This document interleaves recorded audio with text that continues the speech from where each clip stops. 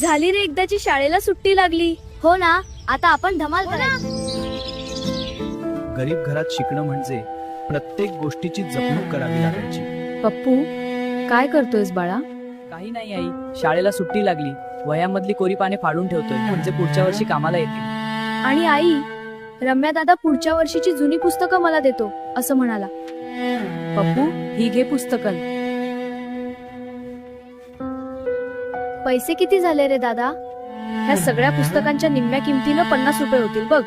बरं, मी आप्पांचा पगार झाला की तुला आणून देतो पैसे. लहानपणीच्या त्या साध्या दिवसांत जुन्या पुस्तकांतूनच अनेक मुलांची स्वप्न पुढे चालत राहायची. अशा कठीण परिस्थितीतून गेलेली अनेक मुलं आज मोठी स्वप्न पूर्ण करून मोठ्या मोठ्या पदावर काम करत आहेत. असे दिवस